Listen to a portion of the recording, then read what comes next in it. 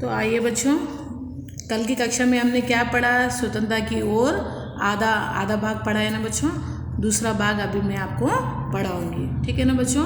पाठ्य पुस्तिका रखिए हाथ में और पेंसिल भी।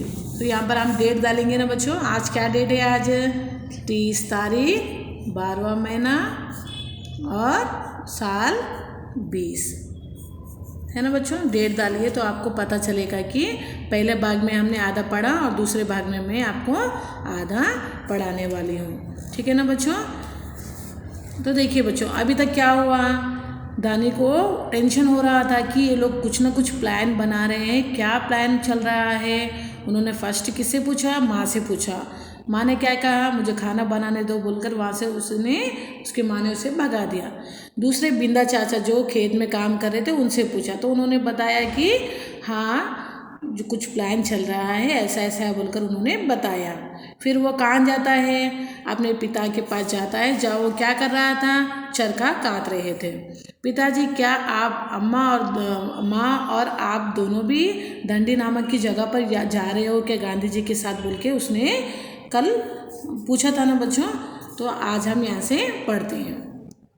मैं जा रहा हूँ, तुम और अम्मा यहीं रहोगे। हाँ, तो दानी के पिताजी ने क्या किया? हाँ मैं जा रहा हूँ, मैं जवान है बोल तो बूढ़े और औरत जो बूढ़े हैं बच्चे हैं वो गरीब पर रहेंगे बोलकर उसके पिता ने उसे समझाया। मैं भी आपके साथ चल रहा हूँ। लड़का जिद करने लगा, धनी जिद करने लगा कि पिताजी मैं भी आपके साथ जाऊँगा। बेकार की बात मत करो धनी, तुम इतना लंबा नहीं चल पाओगे।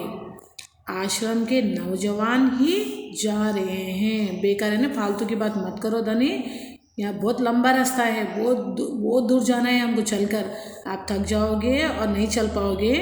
आश्रम में जो नौजवान का मतलब है बच्चों जवान लोग, जो जवान लोग हैं वही लोग दंडी नामक जगह पर जाएंगे। धनी ने हट पकड़ ली। हट तो यानी जिद करना शुरू कर दे, नहीं नहीं मैं भी जाऊंगा बोलकर। मैं 9 साल का हूँ और आपसे तेज दौड़ सकता हूँ, है ना बच्चों।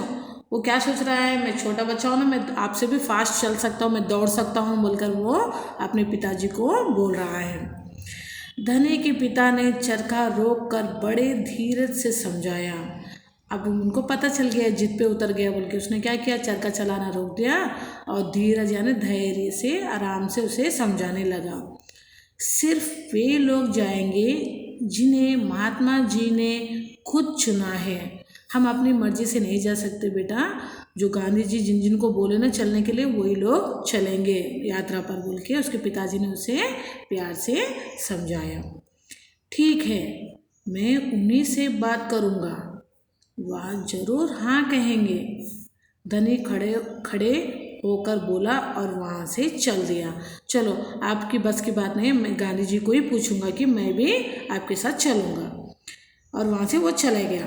गांधी जी बड़े व्यस्त रहते थे, व्यस्त यानी बहुत बिजी रहते थे, कुछ ना कुछ काम करते रहते थे, खाली कभी नहीं वो बैठते थे। उन्हें अकेला पकड़ पाना आसान नहीं था। कभी भी वो अकेले नहीं रहते थे, या तो कुछ काम में बिजी रहते थे या चरखे में बिजी रहते या किसी मीटिंग में वो बिजी रहते थे। उन्हें अकेले पकड़ पाना यानी अकेला मिलना बहुत मुश्किल था। तो धनी ने गांधी जी को ढूंढने निकला, पर धनी को वह समय मालूम था जब उन्हें बात सुनाने का समय होगा। रोज सुबह वह आश्रम में पैदल घूमते हैं। तो धनी को पता था कि गांधी जी मुझे कब मिलेंगे, कब अकेले मिलेंगे। रोज वो क्या करते थे? गांधी जी मॉर्निंग वॉक पे वो जाते थे। तो उन्होंने धनी को लगा कि मैं अब मॉर्निंग ही गांधी जी से पूछूंगा। अगले दिन जैसे ही सूरज निकला, धनी बिस्तर छोड़कर गांधी जी को ढूंढने निकला। वे क्या किया? उसने उठते ही जल्दी जल्दी गांधी जी को ढूंढने निकल गया। वे गौशाला में गायों को देख रहे थे। गौशाला बच्चों गाय रखने का स्थान, जहाँ पे हम गायों को रखते हैं ना, उसे हम गौशाला बोलते हैं।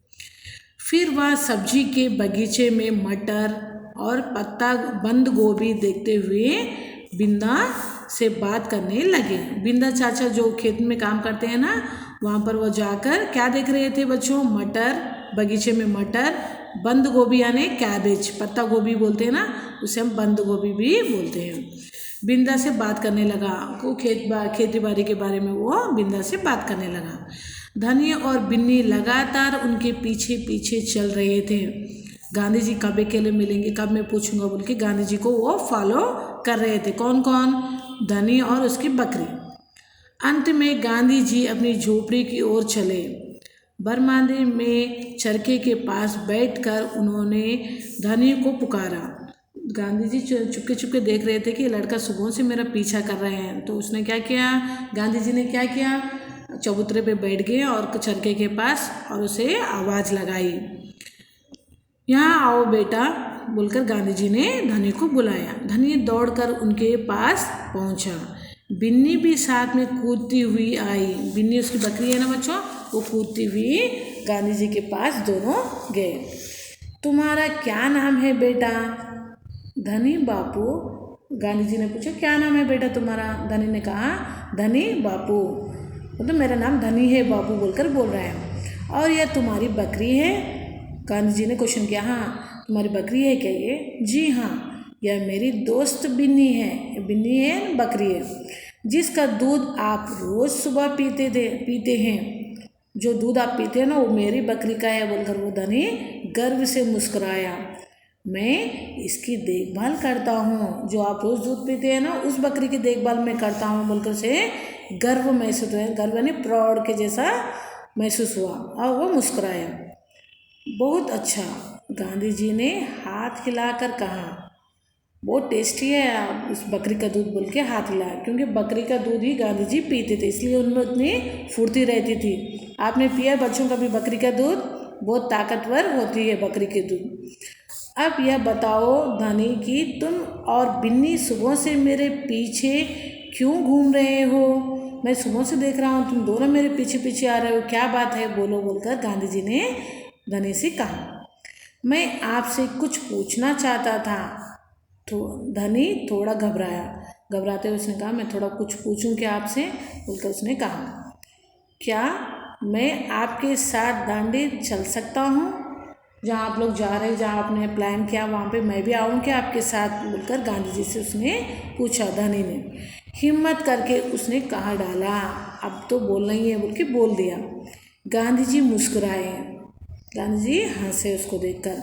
तुम अभी छोटे हो बेटा, दांडी तो बहुत दूर है, सिर्फ तुम्हारे पिता जैसे नौजवान ही मेरे साथ चल पाएंगे, है ना, तुम अभी बहुत छोटे हो, जैसे तुम्हारे पिताजी है ना ऐसे लोग मेरे साथ चल सकते हैं बोलकर गांधी जी ने कहा। पर आप तो नौजवान नहीं हैं, धनी बोला। आप नहीं थक जाएंगे? आप तो बूढ़े हो ना, आप भी नौजवान नहीं हो ना, फिर आप क्यों जा रहे हो बोलकर धनी ने क्वेश्चन किया। मैं बहुत अच्छे से चलता हूँ, गांधी जी ने कहा। मैं कितना फास्ट चलता तुमको पता है क्या? कितना फास्ट चलते गांधी जी लकड़ी लेकर, है ना? तो बोल रहे कि मैं बहुत फास्ट चल सकता हूँ बोलकर बोले गांधी जी। मैं भी बहुत अच्छे से चलता हूँ, धनी भी अड़ गया। हाँ आप चल सकते हो, आप बूढ़े हो आप चल सकते हो, मैं बच्चा हूँ मैं आपसे भी और अच्छे चल सकता हूँ बोलकर वो अड़ गया कि मुझे भी अपने साथ ले जाओ। हाँ ठीक बात है, कुछ सोचकर गांधी जी बोले। हाँ अब इन लड़के को कुछ ना कुछ समझाना पड़ेगा बोलकर हाँ ठीक है बोलकर वो बोल दिए। मगर एक समस्या है। समस्या का मतलब है क्या है बच्चों? एक मुश्किल है, एक समस्या है। अगर तुम मेरे साथ जाओगे तो बिन्नी को कौन देखेगा, है ना? अगर तुम मेरे साथ चलोगे तो बिन्नी की देखभाल कौन करेगा बोलकर गांधी जी ने इसको पूछा। इतना चलने के बाद मैं तो कमज़ोर हो जाऊंगा, इसलिए जब मैं वापस आऊँगा तो मुझे खूब सारा दूध पीना पड़ेगा। चल चल कर मैं बूढ़ा हूँ ना, चल चल कर मैं थक जाऊँगा, है ना, और मैं घर आने के बाद मैं बहुत सारा दूध चाहिए मुझे, और तुम मेरे साथ जा रहे हो, फिर बन्नी की देखभाल कौन करेगा, बिन्नी की देखभाल बोलकर वो पूछ रहे हैं। जिससे कि मेरी ताकत लौट आए, दूध पीने से मेरी ताकत लौट आएगी, है ना? यह बात तो ठीक है। उसने क्या किया, हाँ ये बात तो ठीक है, बिन्नी तभी खाती है जब मैं उसे खिलाता हूँ। बिन्नी क्या करती है? तभी खाती है जब मैं उसे खिलाता हूँ। धनी ने प्यार से बिन्नी का सिर सहलाया। सॉरी, मेरे बकरी मेरे बेचारा मेरे बिना नहीं खाता, वो खाना पानी भी नहीं पीता बोलकर वो उसे लगा। और सिर्फ मैं जानता हूँ कि इसे क्या पसंद है, कैसा पसंद है, सिर्फ मैं ही जान सकता हूँ, मेरे हाथ से खा सकता हूँ, खाता है बिन्नी बोलकर वो सोचने लगा लड़का। बिल्कुल सही, तो क्या तुम आश्रम में रहकर मेरे लिए बिन्नी की देखभाल करोगे? गांधी जी ने समझदारी से बच्चे को समझाया कि तुम आश्रम में रहकर ही बिन्नी की देखभाल करो और उसके अच्छे से परवरिश करो ताकि उसका दूध अच्छा आए, है ना बच्चों। गांधी जी प्यार से बोले। जी हाँ करूँगा, धनी बोला। बिन्नी और मैं आपका इंतज़ार करेंगे। दोनों समझ गए, बिन्नी भी और धनी भी समझ गए कि मैं आश्रम में ही रहूँगा और बिन्नी की देखभाल अच्छी तरह करूँगा ताकि क्या होगा, अच्छा सा दूध आएगा और गांधी जी को ताकत मिलेगी, है ना बच्चों। आया बच्चों पाठ आपको समझ में। देखिए बच्चों, आज के पाठ में हमने क्या पढ़ा, यहाँ पे कुछ शब्दार्थ दिए हैं, एक बार देखेंगे बच्चों। देखिए बच्चों, आश्रम यानी जैसे घर से निकले हुए जो लोग रहते हैं ना, उन्हें आश्रय देता है, यानी सन्यासियों का ठहरने का स्थान भी हम इसे बोल सकते हैं। योजना यानी प्लान, तरकीब। बुद्धू यानी जिसका दिमाग नहीं है ना बच्चों। तो यहाँ पे देखिए बिन्नी कौन है, बकरी है ना। और क्या है, समुद्र तो आपको पता है, समुद्र में नमक बनता है, नमक का पानी खारा होता है ना बच्चों। क्यारियाँ का मतलब है बच्चों, जैसे सब्जी बोते हैं ना, अलग अलग बॉक्स बनाते हैं, उसे हम क्यारियाँ बोलते हैं, है ना। तो इसी प्रकार देखिए बच्चों, जैसे मैंने कहा था फिंगर लगाकर आप पढ़ते रहिए, मैं आपको समझाऊंगी। विरोध यानी खिलाफ, विरोध का मतलब है खिलाफ, विरोध खिलाफ। हैरान परेशान, है ना बच्चों। मनाही यानी मना करना, छोटे बच्चों को वहाँ जाना मनाही है। स्वतंत्रता आज़ादी। अक्लमंद बुद्धिमान, गांधी जी कैसे थे बच्चों, बहुत अक्लमंद थे, है ना। सफ़र यात्रा यानी सफ़र।